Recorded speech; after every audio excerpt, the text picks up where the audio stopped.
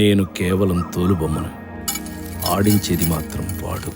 ఏంటి కలెక్షన్స్ తగ్గుతున్నాయి అంటే అది మన బిజినెస్ కి భయం, నమ్మకం, ఈ రెండే పెట్టుబడి. గ్రహస్థితి, జాతకం, స్వర్గం, నరకం అంటూ ఏదో ఒకటి చెప్పి భయపెట్టి జనం ఎంత భయపడితే మనకంత డబ్బు. భయం కొద్ది డబ్బు. రోజులు వారాలవుతున్నాయి, వారాలు నెలలవుతున్నాయి. భక్తులు పెరిగారు, ఆదాయం పెరిగింది. వీటితో పాటే గజపతి ఆశ కూడా పెరిగింది.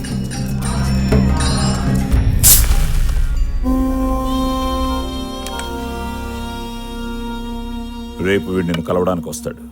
ఎవరితను? పేరు శివప్రసాద్. మున్సిపాలిటీ బీటీ రోడ్లకి కాంట్రాక్ట్ తీసుకునే స్థాయి నుంచి ఐపీఎల్లో క్రికెట్ టీం కొనుక్కునేంత రేంజ్కి దిగాడు. వీడికున్న ఒకే ఒక వీక్నెస్, భక్తి.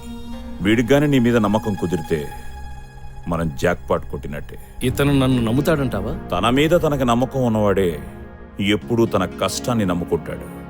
అదృష్టం కలిసొచ్చి అడ్డదిడ్డంగా పైకొచ్చినోడే దేవుణ్ణి అతిగా నమ్ముతాడు.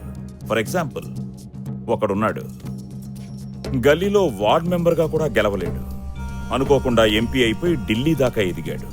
వాడనుకుంటాడు నాలో ఏం లేదు, పడినా లేచినా అంతా పైవాడి దయ అని. పక్కోడు ఆకలితో చేస్తుంటే పట్టడనం పెట్టనోడు నీలాంటి వాళ్ల ముందు సాష్టాంగ పడిపోయి నిలువు దోపిడీ ఇచ్చుకుంటాడు. ఎందుకంటే అది వాడి దృష్టిలో దేవుడి దగ్గర చేసే ఇన్సూరెన్స్ పాలసీ. వీడు అదే టైపు. ఆ వేలుకున్న ఉంగరాలు, చేతికున్న తాయెత్తులు చూడు. సిటీలోకి ఏ బుడ్డబాబా వచ్చినా ముందెళ్ళి నిలబడేది వీడే. ఇంతమంది చుట్టూ తిరిగినాడు, మన దగ్గరే ఆగుతాడన్న గ్యారంటీ ఏంటి? వాడాగకపోతే మనం ఆగేటట్టు చేయాలి. అలా జరగాలి అంటే ఒక మిరాకిల్ జరగాలి.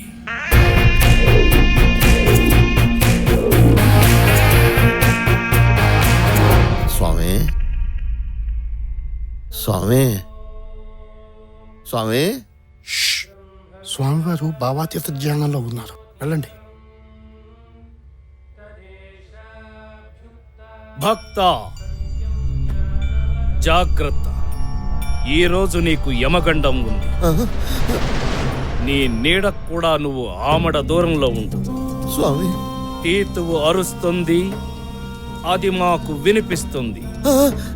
కింకరులు పొంచి ఉన్నారు, క్షణం కూడా ఏమరపాటు కూడదు. తస్మాత్ జాగ్రత్త.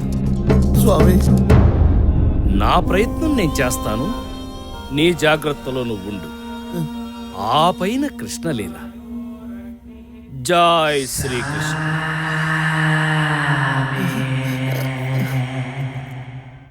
సావులో అలా అన్నారేంట్రా? సన్నాసులు అన్నాక 100 చెప్తారు, అన్నీ జరుగుతాయేంటి? నువ్వు టెన్షన్ పడకనా, ఏమన్నగా నీకేమవుతుంది?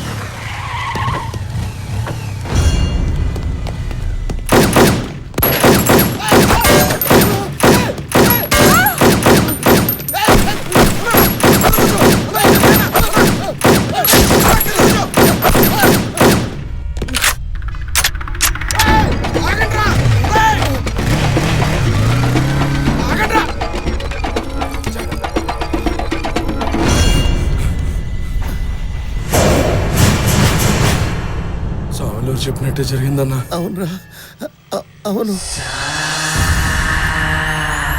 స్వామి, అంతా తవరన్నట్టే జరిగింది స్వామి. ఎవరో వచ్చారు, తుపాకీ తీశారు, టపి మని పేల్చేశారు. చుట్టూ జనడ, మధ్యలో నేను. నాకేం కాలేదు స్వామి. అంత విచిత్రంగా ఉంది స్వామి. అంతా కృష్ణలీల. తమరు దేవుడు స్వామి, తమరు దేవుడు స్వామి. మీరేం చెప్తే అదే జరుగుతుంది స్వామి. శివప్రసాద్కి నా మీద గురి కుదిరింది. తన ప్రాణాన్ని నేనే కాపాడానని పూర్తిగా నమ్మాడు.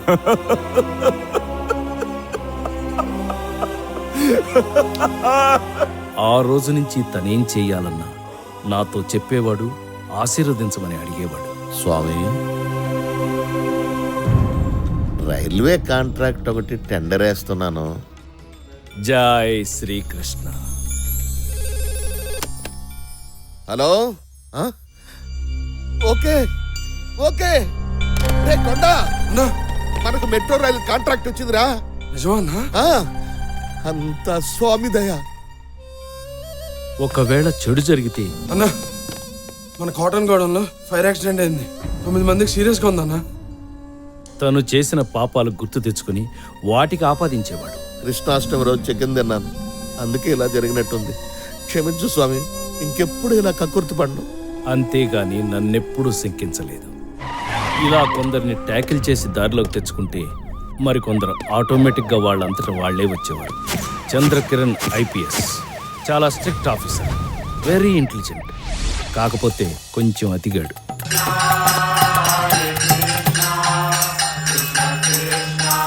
స్వామి, సృష్టి రహస్యం ఏంటి స్వామి? నాకు మాత్రం ఏం తెలుసు? సృష్టి రహస్యం అంటే అదొక రహస్యం. ఆహా, దైవీ ఆయేష గుణామయి మమ మయ దురాత్యాయ మమేవ ఏ ప్రాపదయంతే మాయామేతం తరంతితే. సృష్టి రహస్యం అనేది ఒకరు చెప్పేది కాదు, నీకు నువ్వు శోధించి సాధించుకునేదని గీతలో శ్రీకృష్ణ భగవానుడు చెప్పిన విషయాన్ని సింపుల్ గా ఒక్క ముక్కలో ఎంత గొప్పగా సెలవిచ్చారు స్వామి. Doctor Shankar Melkote, PhD in quantum physics. ఇతను నా భక్తుడే. స్వామి, మనం చచ్చిపోయాక ఏమవుతాం స్వామి? హ, చనిపోయిన తర్వాత ఏమవుతాము అనంటే చస్తే గాని తెలీదు.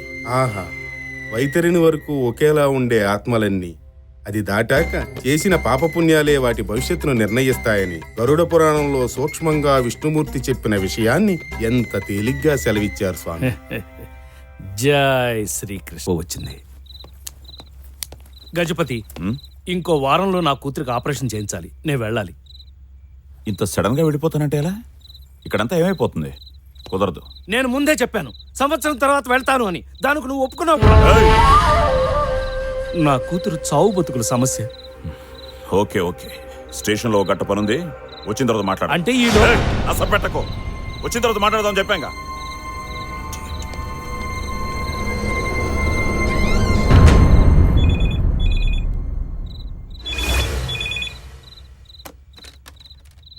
హలో, నేను మీతో ఒకసారి మాట్లాడాలి. ఈ టైంలో ముఖ్యమైన విషయం స్వామి, ప్లీజ్ స్వామి.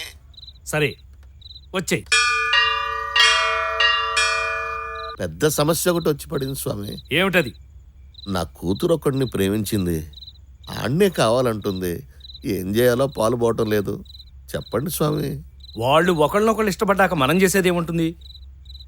అది కరెక్టే స్వామి, కానీ వాడు ఒక మెకానిక్ స్వామి. కడుపులో పెట్టుకుని గారాబంగా పెంచిన బిడ్డని చూస్తూ చూస్తూ వాడికి ఇవ్వాలంటే, కానీ చిన్నప్పటి నుండి అదేది అడిగినా కాదనలేదు స్వామి. నా బుజ్జమ్మ సంతోషం కోసం ఏదైనా చేస్తాను స్వామి. స్వామి, దాని కంట్లో నీళ్ళు వస్తే మాత్రం నా గుండె పట్టేసినట్టు అవుతుంది. చెప్పండి స్వామి, ఏం చేయమంటారు? ఓ పని చేయి, అతనికే ఇచ్చి పెళ్లి చేసేయ్. కానీ ఆస్తి, చదువు, హోదా లేని వాడికి ఎలా? పుట్టినప్పుడు ఏం తీసుకొచ్చావు, పోయేటప్పుడు ఏం తీసుకుపోతావు. జనన మరణాల మధ్య జరిగేదంతా మిథ్య, అది తెలుసుకోవడమే అసలైన విద్య. చూడు శివప్రసాద్, 100 కోట్ల కట్నం ఇచ్చి 1000 కోట్లను అల్లుణ్ణి తెచ్చుకోగలవు, కానీ నీ కూతురికి సంతోషాన్ని ఇవ్వగలవా? అయినా వాళ్ళ ప్రేమను కాదనడానికి మనమెవరం? ఆ హక్కు మనకు లేదు. వాళ్ళిద్దరికి పెళ్లి చేసి. స్వామి, మీరు చెప్తే నిజమే స్వామి. నా బుజ్జమ్మ సంతోషం కంటే నాకు ఇంకేం కావాలి? చేసేస్తాను స్వామి, వాళ్ళిద్దరు పెళ్లి చేసేస్తాను స్వామి.